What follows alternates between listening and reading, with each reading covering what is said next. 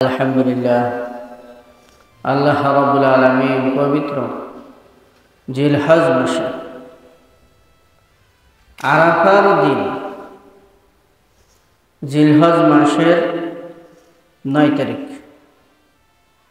জিলহজ মাসের 9 তারিখ হইল আরাফার দিন।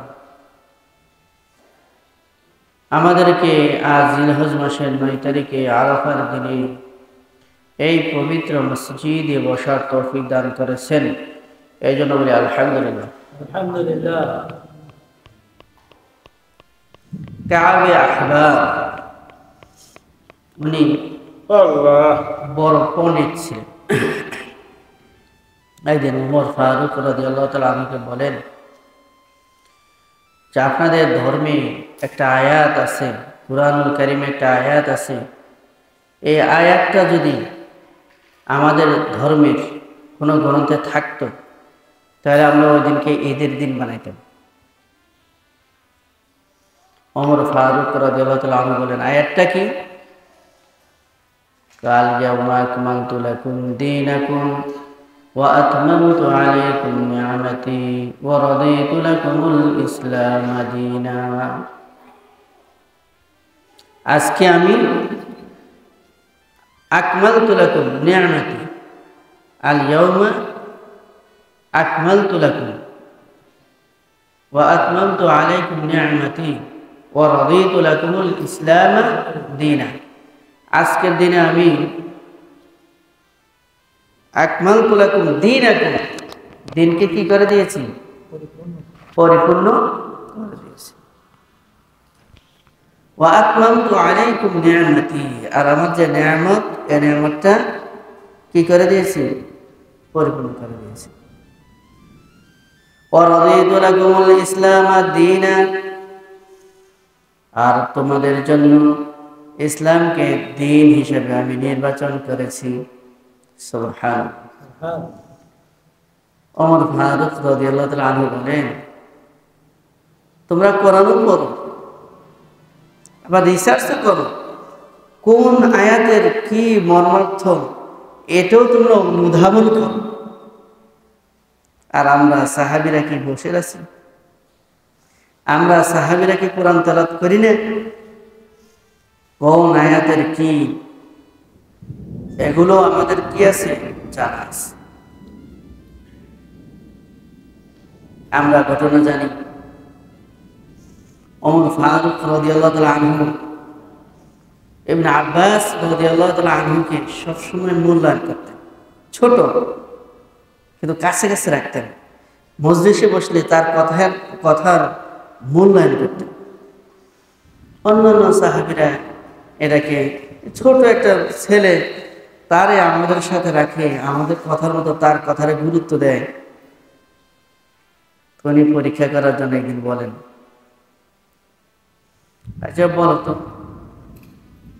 আল্লাহ রাব্বুল আলামিন সূরাতুন নাসর, এই যে এই নাসর সূরার ভিতরে কি বলছেন আপনারা বলেন। সাহাবায়ে কেরাম বলতেছেন, কেউ বলতেছেন যে আল্লাহ রাব্বুল আলামিন বলতেছেন, ইযা জাআ নাসরুল্লাহি ওয়াল ফাth ওয়া রাআইতান নাসা ইয়াদখুলুনা ফি দীনিল্লাহি আফওয়াজা। আল্লাহ রাব্বুল আলামিন এখানে ফাতহে মক্কার কথা উল্লেখ করছেন যে বিজয় আসবে, আর তখন মানুষ দলে দলে ইসলামের ভিতরে প্রবেশ করবে। ওনাকে জিজ্ঞাসা করল, তুমি কি বল? তখন উনি বলেন যে এই সূরার ভিতরে আল্লাহ রাব্বুল আলামিন একটা ইঙ্গিত দিয়েছে, সেটা হলো আল্লাহ রাব্বুল আলামিন আর তার রাসূলকে এই দুনিয়াতে রাখবেন, এই রাসূলকে এই দুনিয়াতে রাখবেন না, তিনি নিয়ে যাবেন, তার কাছে নিয়ে যাবেন, তার বন্ধুকে তার কাছে নিয়ে যাবেন, সেদিকে ইঙ্গিত দেওয়া আছে। আল্লাহ রাব্বুল আলামিন রাসূল পাঠাইছেন দুনিয়াতে দ্বীন প্রচার করার জন্য। আর যখন সেই দিন বিজয়ী লাভ করবে, মানুষ দলে দলে ইসলামে প্রবেশ করবে, তাহলে আর আল্লাহ রাসূল সাল্লাল্লাহু আলাইহি ওয়াসাল্লাম দুনিয়াতে কি নেই? প্রয়োজন নেই। কি বলছেন? ইযা জাআ নাসরুল্লাহি ওয়াল ফাth وَرَأَيْتَ النَّاسَ يَدْخُلُونَ فِي دِينِ اللَّهِ أَفْوَاجًا তখন আপনার কাজ কি فَسَبِّحْ بِحَمْدِ رَبِّكَ وَاسْتَغْفِرْ আপনি আপনার প্রভুর আপনার রবের তাসবিহ পাঠ করতে থাকেন, প্রশংসা করতে থাকেন, তাহমিদ পাঠ করতে থাকেন। আল্লাহ রাসূলকে বলতেছেন এখন বিজে এসে যাবে, আপনি কি করেন? তাসবিহ পাঠ করতে থাকেন, ইস্তেগফার করতে থাকেন। ওমর ফারুক রাদিয়াল্লাহু তাআলা আনহু বলেন, হে কাব আহবার, তোমরা কুরআনুল কারীম আমাদের চাইতে বেশি বুঝো না। এই আয়াত কোথায় নাজিল হয়েছে, কখন নাজিল হয়েছে, কোন প্রেক্ষাপটে নাজিল হয়েছে, আমি ওমর সেই সম্পর্কে তোমার চাইতে বেশি অবগত আছি। আল্লাহ রাব্বুল আলামিন এই আয়াত নাজিল করেছিলেন আরাফার ময়দানে। সুবহানাল্লাহ, আরাফার ময়দানে নাজিল করেছে। জানো, আরাফার দিন আমাদের জন্য হজের দিন। আরাফার দিন হলো কি? হজের দিন। আল হাজ্জু আল আরাফা, আল্লাহ রাসূল বলেন হজ মানে আরাফা। হজ মানে কি? আরাফা। আরাফার মাঠে যদি কেউ উপস্থিত হতে না পারে 9 তারিখে, তাহলে তার হজ বাতিল, আবার হজ করে নেবে। আল হাজ্জু আল আরাফা, আরাফার মাঠে আল্লাহ রাব্বুল আলামিন এই আয়াতখানা নাযিল করেছেন। জানো, আমাদের জন্য সেটা আনন্দের দিন, খুশির দিন, হজের দিন। লাখ লাখ হাজিরা লাব্বাইক আল্লাহুম্মা লাব্বাইক, লাব্বাইক লা শারীকা লাক লাব্বাইক, ইন্নাল হামদা ওয়ান নি'মাতা লাকা ওয়াল মুলক লা শারীকা লাক লাব্বাইক। লাখ লাখ হাজির সাহেবের কণ্ঠে ভেসে ওঠে। দ্বিতীয়, সেই দিন শুক্রবার ছিল, আর শুক্রবারটা আল্লাহ রাসূল সাল্লাল্লাহু আলাইহি ওয়াসাল্লাম বলেছেন মুমিনদের জন্য ঈদের দিন, আনন্দের দিন, খুশির দিন। সুবহানাল্লাহ, শুক্রবারটাও কিসের দিন? আনন্দের দিন, খুশির দিন এই উম্মতের জন্য। আল্লাহ রাসূল সাল্লাল্লাহু আলাইহি ওয়াসাল্লাম বলেন, হে আমার উম্মতেরা, তোমরা শুনে রাখো, আরাফার দিন যদি তোমরা রোজা রাখতে পারো, আল্লাহ রাব্বুল আলামিন তোমাদের পিছনের 1 বছরের এবং সামনের 1 বছরের গুনাহ মাফ করে দেবেন। কত বড় ফজিলতের দিন! আল্লাহ রাব্বুল আলামিন আমাদেরকে উপস্থিত হওয়ার তৌফিক দান করেছেন। এজন্য সবাই আমরা বলি আলহামদুলিল্লাহ, আরো জোরে বলি আলহামদুলিল্লাহ।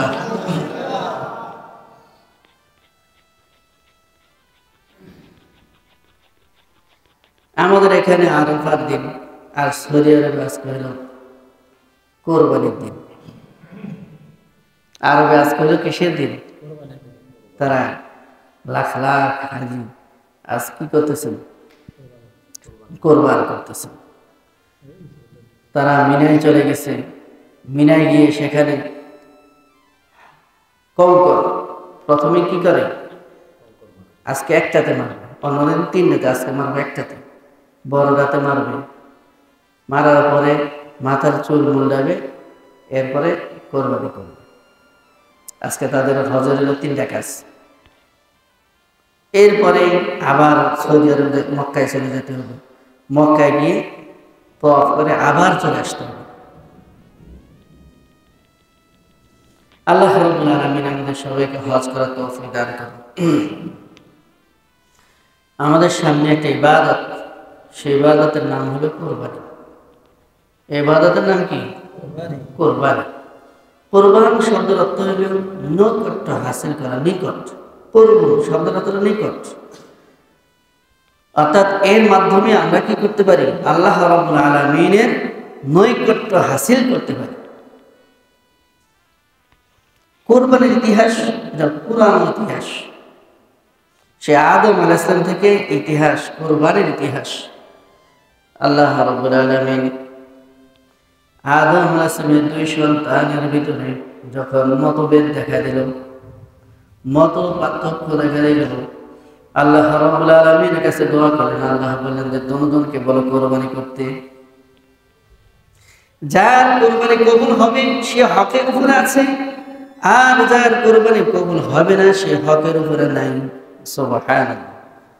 আর জোর বলুন সুবহানাল্লাহ। সামনে সামনে কার কোরবানি কবুল হয়েছে আর কার কোরবানি কবুল হয় না, এটা সামনে সামনে সামনে সামনে ধরা পড়তো কার কোরবানি কবুল হয়েছে কার কোরবানি কবুল হয় না। আজকাল যদি এরকম থাকতো তাহলে লজ্জায় কেউ মুখ দেখাইতে পারত না। কত হাজী সাহেব, গাজী সাহেব, আলিম সাহেব দেখা যেত তার কোরবানি মাঠে পড়ে রয়েছে, কবুল হয় না। আল্লাহ রাব্বুল আলামিন দয়া করে এই উম্মতের থেকে হজ কোরবানি কবুল হওয়া না হওয়াটা গোপন রেখে দিয়েছেন কাল কিয়ামতের মাঠের জন্য। সুবহানাল্লাহ। আল্লাহ রাব্বুল আলামিন কত দয়া করছেন। আল্লাহ রাসূলের দোয়ার বরকতে আল্লাহ রাব্বুল আলামিন এই উম্মতের ভিতরে দুনিয়াতে শাস্তি থেকে কি রাখছেন? বিরত রাখছেন। আর অন্যান্য উম্মতের শাস্তি আল্লাহ রাব্বুল আলামিন দুনিয়াতেই দিয়েছেন। বনি ইসরাইলে বাছুর পূজা করছিল। কি পূজা? বাছুর, গরু বাছুর। গরু বাছুর পূজা করছে। গরু বাছুর পূজা করার কারণে আল্লাহ রাব্বুল আলামিনের কাছে তারা দোয়া করছে, ক্ষমা চাইছেন। আল্লাহ রাব্বুল আলামিন বলেছেন যে তোমাদের ক্ষমা হইল, যে বাছুর পূজা করেছে তার নিকটতম আত্মীয় তাকে হত্যা করবে। এটা হলো তাদের তওবা। কি তওবাটা কি? যদি ছেলে বাছুর পূজা করে থাকে তাহলে বাপ তার ছেলেকে নিজ হাতে কি করতে হবে? হত্যা করতে হবে।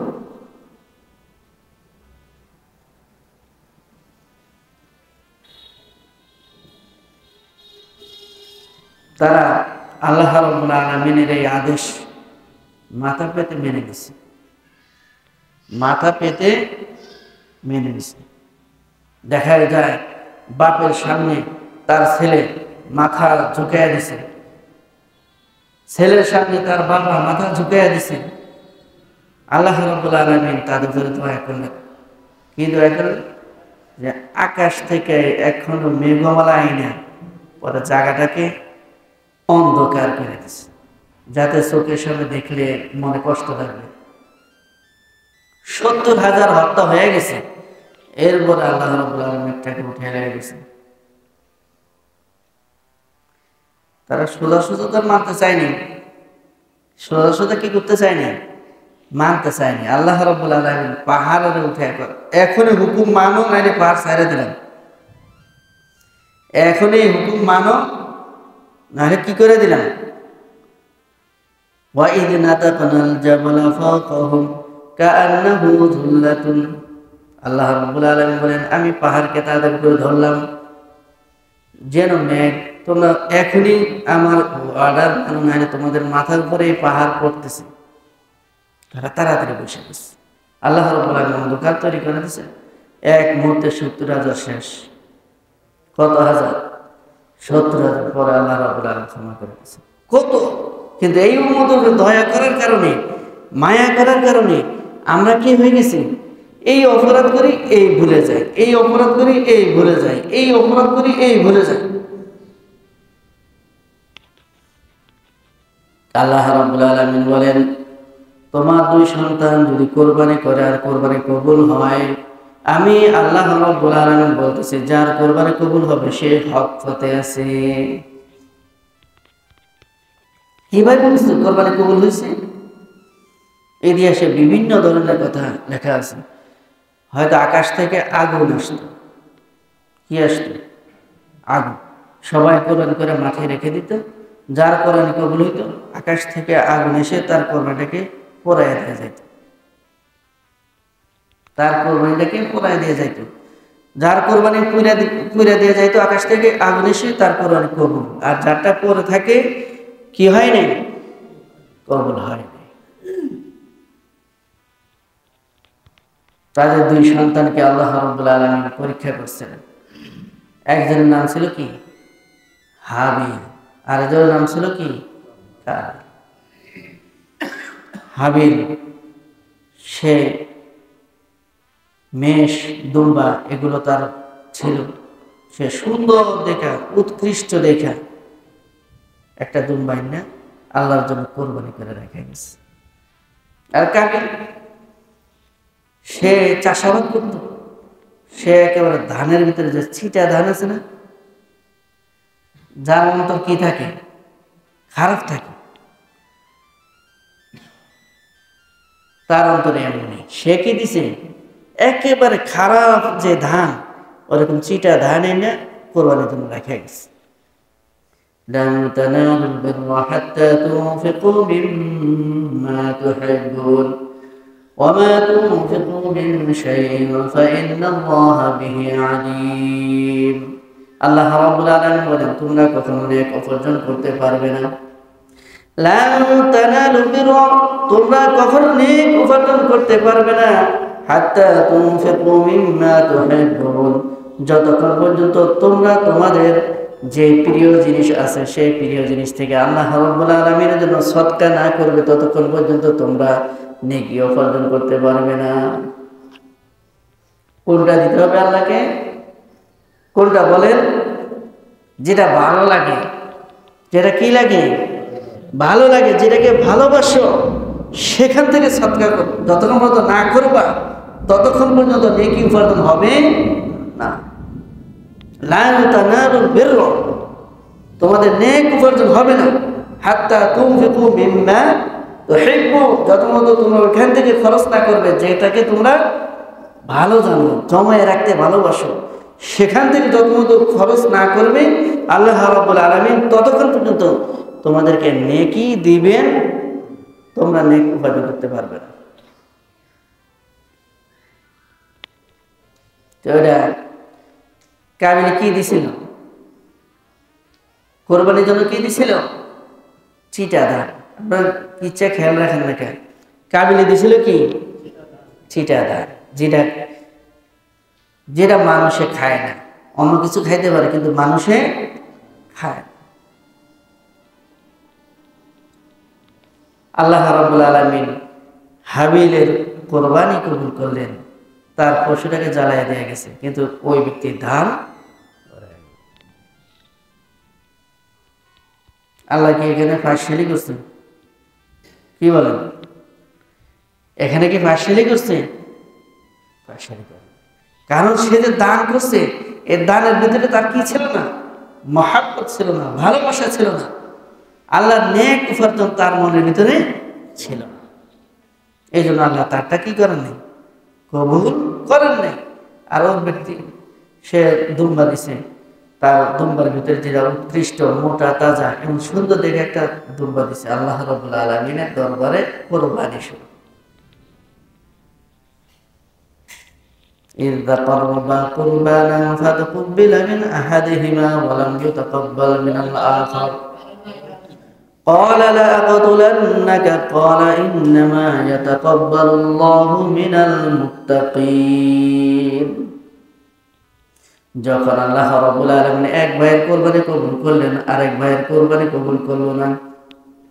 যে ভাইয়ের কোরবানি কবুল করলো না সে ক্ষিপ্ত হয়ে গেছে, রাগান্বিত হয়ে গেছে ওই ভাইয়ের উপরে। আল্লাহ কেন তোরটা কবুল করলো, আমারটা কবুল করলো না? ক্বালা লাআকুতুলান্নাকা, আমি তোমাকে হত্যা করে দেব।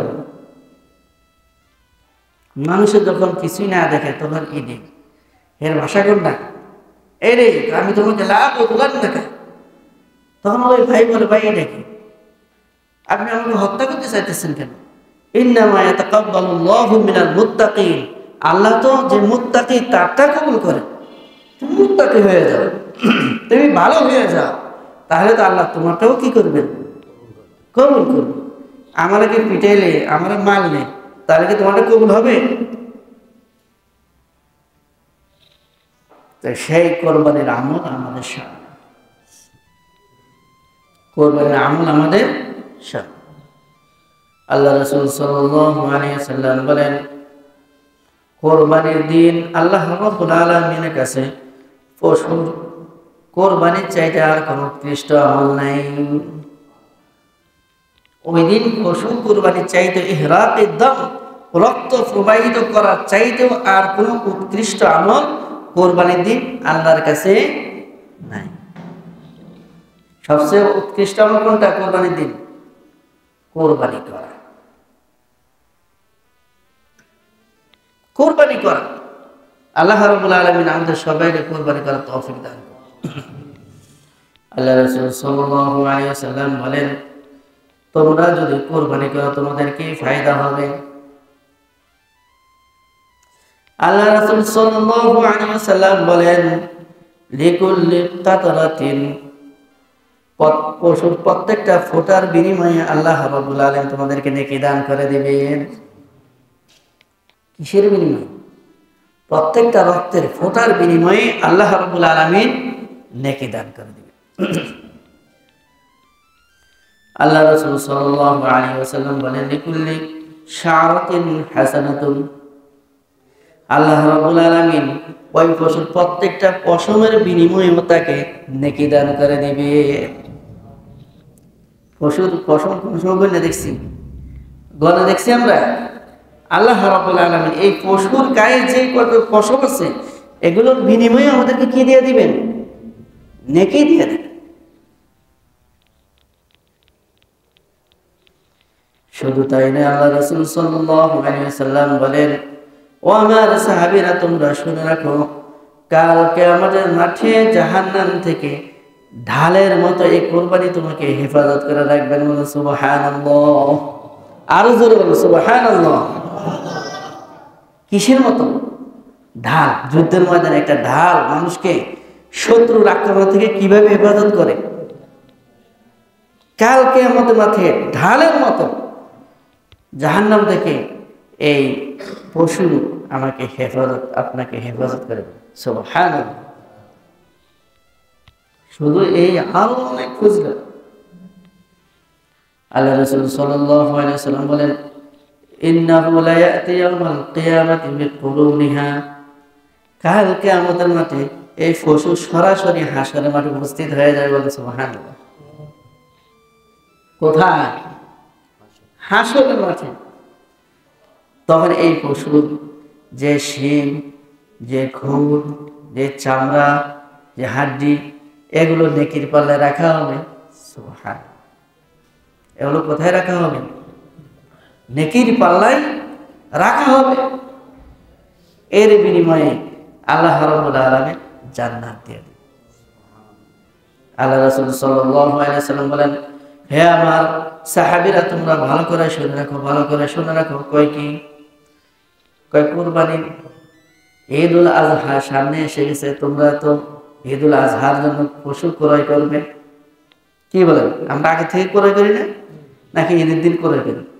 ঈদের দিন ক্রয় করি, যারা আগে ব্যস্ত থাকি হয়তো কিনতে পারি না, কিন্তু প্রায় সবাই কি করি, আগেই কিনে ফেলি। যারা কোরবানি দিব তার আগেই কেনার চেষ্টা করি। তোমরা পশু যখন কিনতে যাবে তাহলে মোটা তাজা হৃষ্ট পুষ্ট দেখে ক্রয় করো। ভালো করে তাকাইবা। আল্লাহ রাসূল কেমনে বলেন? ভালো করে তাকাইবা, দেখবা যে পা ভাঙা আছে কিনা, কান কাটা আছে কিনা, লেজ কাটা আছে কিনা, কোনো কান্দে খুঁত আছে কিনা, দাঁত পরিণ আছে কিনা, এটা ভালো করে দেখবা।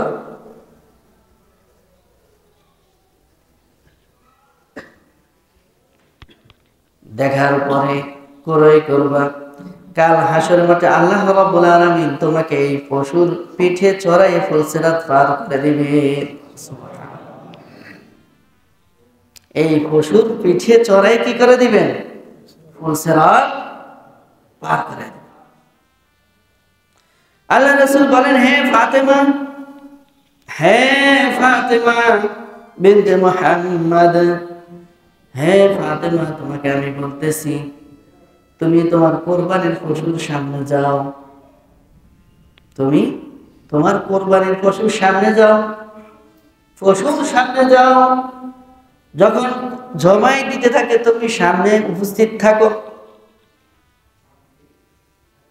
কারণ হলো ওই পশুর প্রথম ফোঁটা যখন মাটিতে পড়বে, মাটিতে পড়ার আগে আগে আল্লাহ রাব্বুল আলামিন তোমার পেছনে সব গুনাহ মাফ করে দিবে।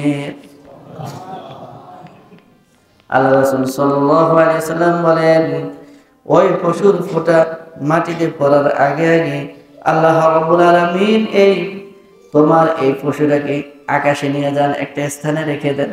সুবহানাল্লাহ, একটা স্থানে রেখে দেন। ফাতিবু বিহা নাফসা, এর দ্বারা তোমার অন্তরকে খুশি করো, আনন্দিত করো যে একটা পশু তুমি কোরবানি দিতে পারছো। কার জন্য? আল্লাহ রাব্বুল আলামিনের জন্য। আল্লাহ রাব্বুল আলামিন আমাদেরকে কোরবানি যথাযথভাবে আল্লাহ রাব্বুল আলামিনের জন্য কোরবানি করার তৌফিক দান করুন। আমরা কোরবানি করব কার জন্য? কার জন্য? কার জন্য? নাকি মেয়ে নতুন বিবাহ দিছে, এমন যদি কোরবানি না দিই তাহলে ব্যয় বাড়ির লোকেরা কি করবে? ব্যয় বাড়ির লোকেরা কি বলবে? এই জন্য কোরবানি। ইন্নামাল আ'মালু বিন্নিয়াত, আমলের সওয়াব হলো নিয়তের উপরে। কিসের উপরে? নিয়তের উপরে। ইন্না সালাতি ওয়া নুসুকি ওয়া মাহইয়ায়া ওয়া মামাতি লিল্লাহি রাব্বিল আলামিন। হে রাসূল, আপনি বলেন নিশ্চয় আমার নামাজ, ওয়া নুসুকি আমার কুরবানি, ওয়া মাহইয়ায়া আমার জীবন, ওয়া মামাতি আমার মৃত্যু, লিল্লাহি রাব্বিল আলামিন, একমাত্র কার জন্য? আল্লাহর জন্য। কার জন্য? না গোস্ত খাওয়ার জন্য? গোস্ত খাওয়ার জন্য? সুবহানাল্লাহ, সুবহানাল্লাহ। একমাত্র আল্লাহর জন্য। ইব্রাহিম আলাইহিস সালামকে আল্লাহ বলেছেন, তোমার প্রিয় জিনিস কোরবানি দাও। কোন জিনিস কোরবানি দিতে গেছে? প্রিয় জিনিস। কোন জিনিস? প্রিয় জিনিস কোরবানি দিতে বলছেন। উনি রেডি হয়ে গেছেন, রেডি হয়ে কোরবানি করছেন। উনি কি আদেশ পালন করতে পারছেন? উনি কি ছেলেকে জবাই দিতে পারছেন? পারেননি।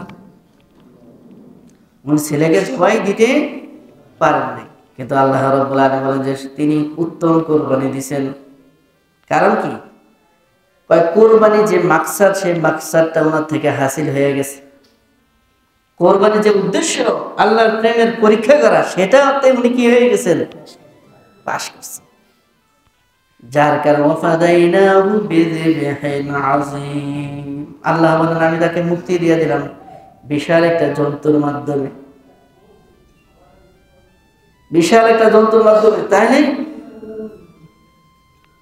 আসল কোরবানির আসল উদ্দেশ্য হইল আল্লাহর সামনে নিজেকে মিটিয়ে দেওয়া।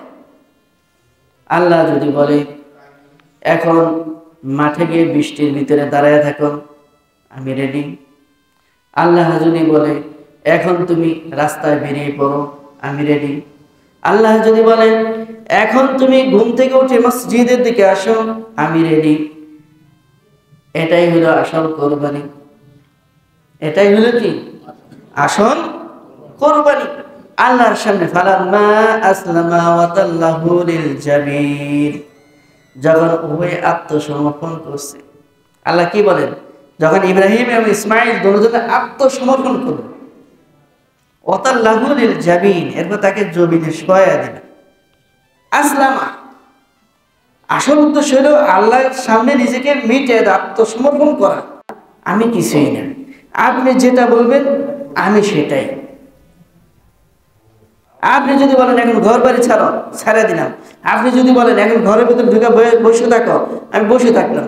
আপনি যদি বলেন এর সাথে ভালো আচরণ করো, তাহলে আমি ভালো আচরণ করলাম। আপনি যদি বলেন এর সাথে খারাপ আচরণ করো, তাহলে আমি খারাপ আচরণ করলাম। আমি নিজেকে আপনার সামনে আত্মসমর্পণে বিলীন করে দিলাম। এটা হলো আসল কোরবানি। ইব্রাহিম এবং ইসমাইল আলাইহিস সালাম থেকে আল্লাহ রাব্বুল আলামিন এই কোরবানিটাই পেয়েছেন। এটাই হলো সত্যিকারের কোরবানি।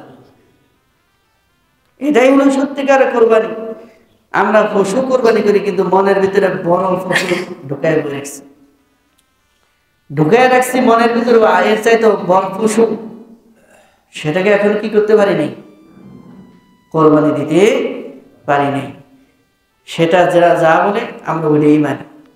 সেটা যদি বলে এবছর কোরবানি দাও তাহলে দিই, সেটা যদি বলে আজকে নামাজ পড়ো তাহলে পড়ি, সেটা যদি বলে দূর আজকে বলো নাই তুমি কালকে পড়িস, তাহলে পশু কোন জায়গায় বয়ে রয়েছে?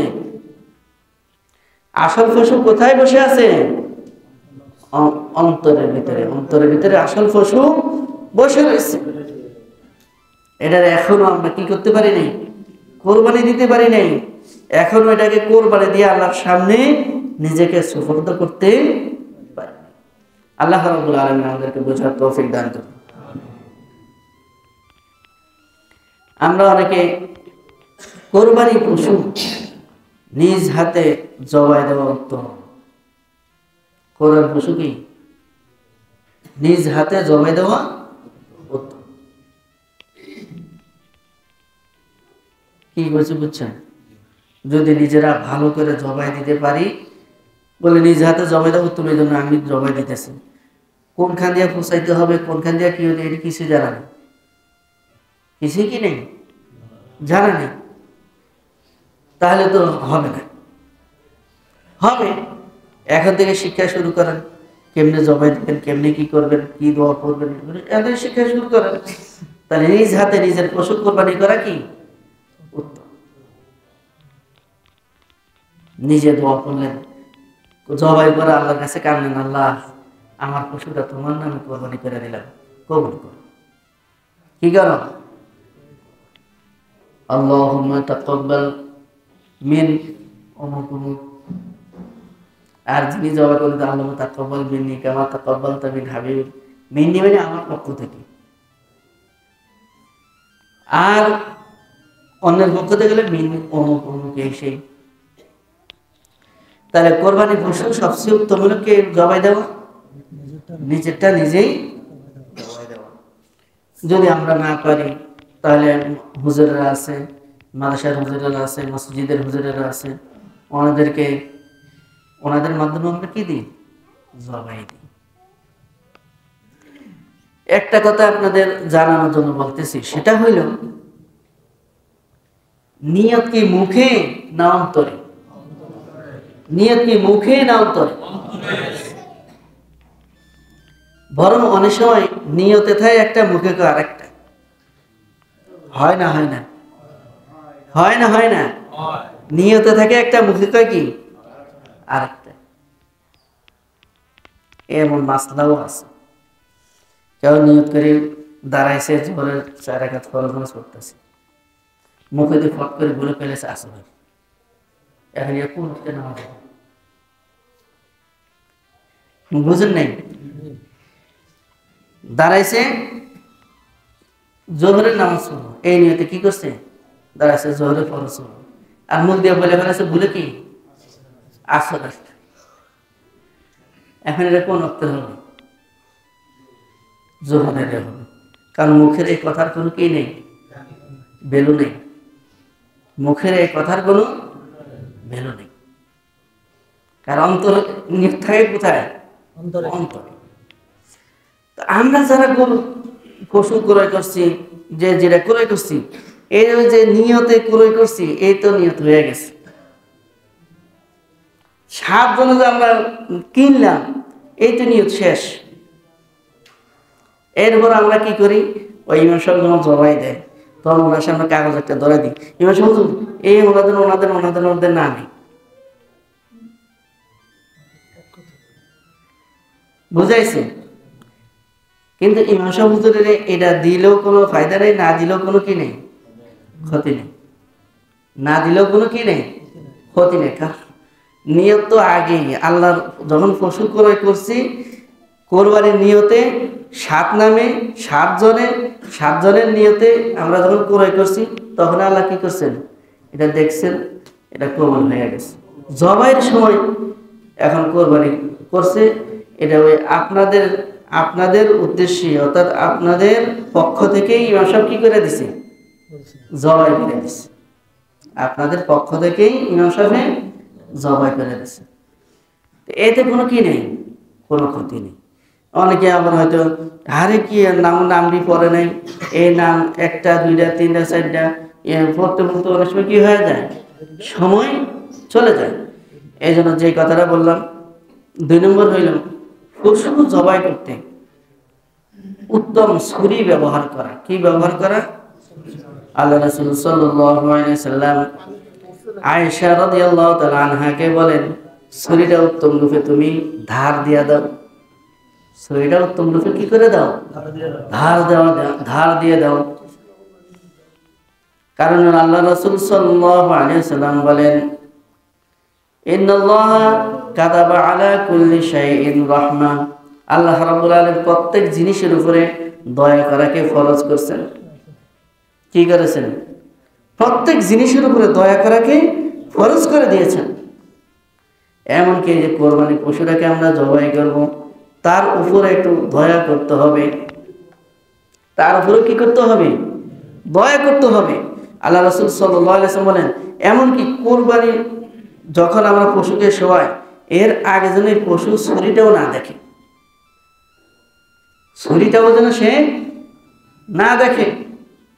এতে পশুর মনে কি পাবে? কষ্ট পাবে। বরং জবাইয়ের সময় এমন ধারা করো যে 1-2 ফুসে যেন পশুটা কি হয়ে যায়? জবাই হয়ে যায়।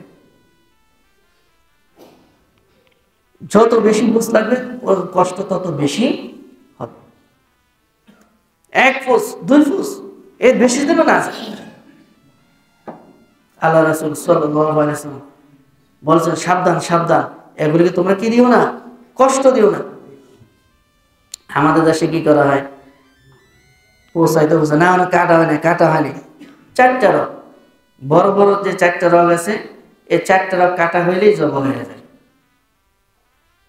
শরীয়ত মোতাবেক হালাল হয়ে যায়। 4টা রগ যদি কাটা হয় তাহলে এটা কি, এই পশুটা হালাল। কিন্তু কি করে, এরপরে ছুরি দিয়ে খোঁচায়, ওই করে তেমন করে, এই করে। এতে পশুকে বেশি কষ্ট দেওয়া হয়। কি করা হয়? বেশি কষ্ট দেওয়া। সাবধান, একটা প্রাণ বের হইতে সময় লাগে। একটা প্রাণ বের হইতে কি লাগে? সময় লাগে। মানুষের আঙুল, কাটা আঙুল দেখছেন, এমন যায় বাহিরে পয়রা লাফায়, এটার ভিতরে হালকা প্রাণের আছে, তারপরে এটা বাইরে কি করে? গোল বুঝতে পারে। আপনার রান আলাদা করে হের ফের বস্তুরা কি করে? হাল দেয়।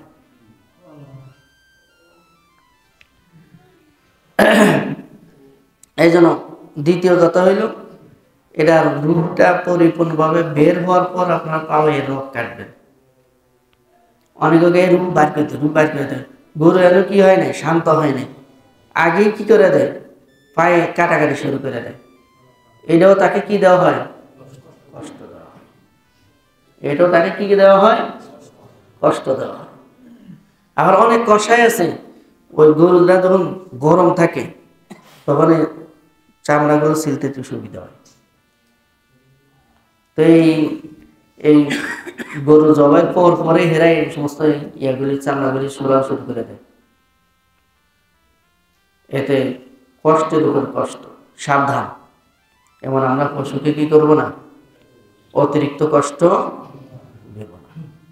অতিরিক্ত কষ্ট দেব না। শরীর সুন্দর করে ভালোভাবে ধার করে নেবেন। এরপরে যদি হঠাৎ কিছু হয়, এটা ভিন্ন কথা। কিন্তু আমার যতটুকু সাধ্যে আছে, আমি ততটুকু কি করতে হবে? চেষ্টা করতে হবে। আল্লাহ রাব্বুল আলামিন আমাদেরকে বুঝার তৌফিক দান করুন।